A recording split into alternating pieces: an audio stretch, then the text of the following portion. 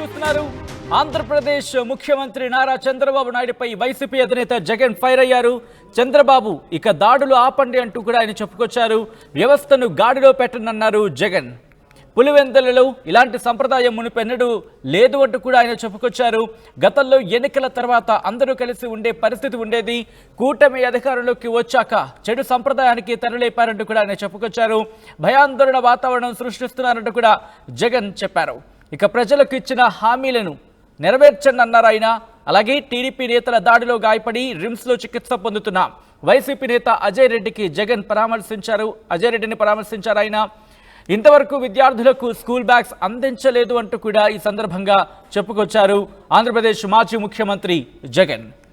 అతిసారతో విద్యార్థులు హాస్పిటల్ పాలైతే వారిని పట్టించుకున్న పాపాన పోలేదంటూ కూడా ఆయన విమర్శించారు. ఈ నేపథ్యంలో జగన్ ఏమన్నారు ఇప్పుడు చూద్దాం.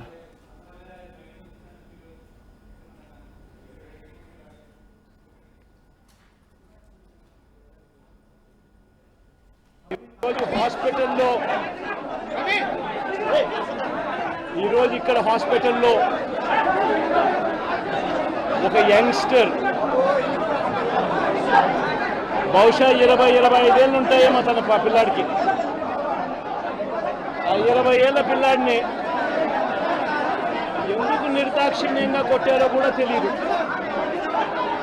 కేవలం ఎన్నికల్లో వైఎస్ఆర్ కాంగ్రెస్ పార్టీకి తరఫున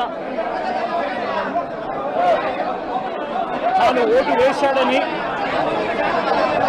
వైఎస్ఆర్ కాంగ్రెస్ పార్టీకి సంబంధించిన కుటుంబానికి చెందిన వ్యక్తిని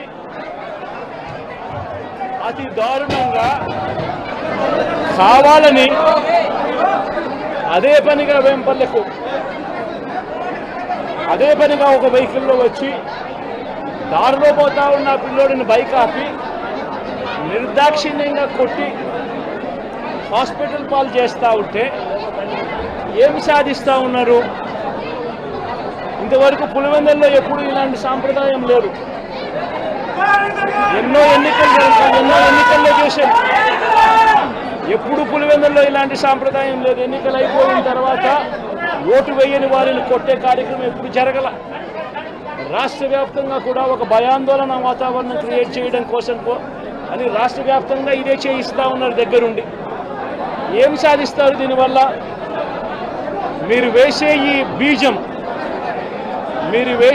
బీజం చేసే ఈ చెడు సాంప్రదాయం రేపొద్దున మళ్ళీ తెలుగుదేశం పార్టీ కార్యకర్తలకి చుట్టుకుంటుంది.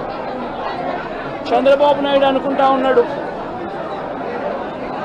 తానేదో ఈ మాదిరిగా చేసి భయాందోళన క్రియేట్ చేసి వైఎస్ఆర్ కాంగ్రెస్ పార్టీకి ఓటు వేసిన వారిని కొట్టడం వల్ల ఒక తెలియని ఆనందం తనలో ఏదో పొందాలని చెప్పి అనుకుంటా ఉన్నాడు.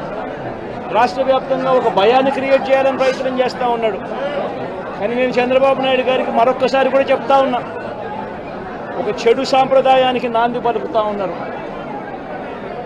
దయచేసి ఆపండి. ఆపకపోతే మాత్రం ఎల్లకాలం మీరే అధికారంలో ఉండరు.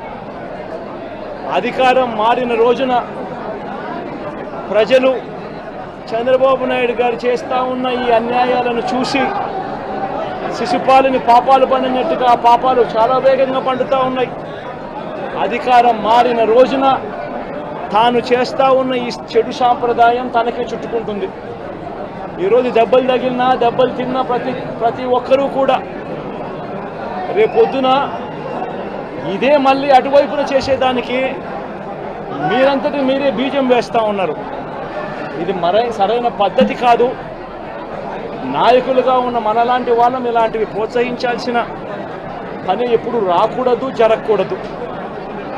దయచేసి చంద్రబాబు నాయుడు గారికి ఇప్పటికైనా చెప్తా ఉన్నా, చంద్రబాబు నాయుడు గారిని హెచ్చరిస్తూ ఉన్నాను, మరొక్కసారి మళ్ళీ హెచ్చరిస్తూ ఉన్నాను.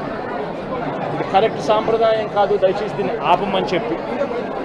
నిజంగానే మీరు కూడా వెళ్ళి ఒకసారి చూడండి. ఒకసారి ఏం పాపం చేశాడు నా పిల్లోని, ఎందుకు కొట్టారు, ఏం పాపం చేశాడని కొట్టారు. ఒకసారి హాస్పిటల్లో కూడా ఒకసారి చూడండి. ఒకసారి 90 మంది పిల్లలు ఇక్కడ జాయిన్ అయ్యారు.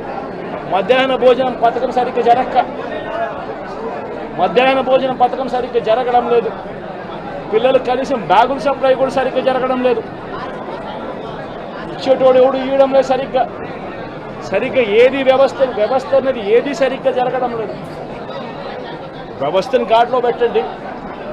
మీరు ప్రజలు మిమ్మల్ని ఏదైతే ఓటు వేశారో ఒక కారణం చేత మీరు ప్రజలు 10% మంది ఓట్లు, మాకు రావాల్సిన 10% మంది ఓట్లు మీకు వైపు డ్రిఫ్ట్ అయ్యాయి అని అంటే కేవలం మీరు చేసిన మోసపూరిత వాగ్దానాల వల్ల డ్రిఫ్ట్ అయ్యాయి.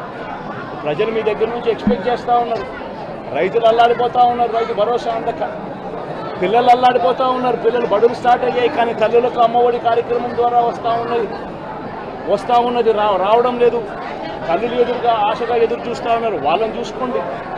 అక్క చెల్లెమ్మలకి ఇస్తామన్నారు నెల 1500 రూపాయలు, అది ఇచ్చే కార్యక్రమం చూసుకోండి. ఇంటింటికి ఉద్యోగం అన్నారు, ఉద్యోగం ఇవ్వకపోతే 3000 రూపాయలు ప్రతి ఇంటికి నిరుద్యోగ వృత్తి అన్నారు. ఆ పిల్లలందరూ ఎదురు చూస్తూ ఉన్నారు, మీరు ఎప్పుడెప్పుడు ఇస్తారు 3000 రూపాయలు నిరుద్యోగ వృత్తి అని. అది చూసుకోండి. ఇటువంటి ఏవి కూడా మంచి కార్యక్రమాలు ఏవి కూడా చేయకుండా రాష్ట్ర వ్యాప్తంగా భయాందోళన మాత్రమే క్రియేట్ చేసే దుర్బుద్ధిని చేసే దుశ్చర్యను ఆపండి అని మరొక్కసారి హెచ్చరిస్తూ చెప్తా ఉన్నాం. శిశుపాలను పాపాలు పండినట్టుగా వేగంగా జరుగుతూ ఉన్నాయి. తన పాపాలు పండడం అన్నది కూడా తను మర్చిపోద్దని సందర్భంగా మరొక్కసారి చెప్తా ఉన్నాం.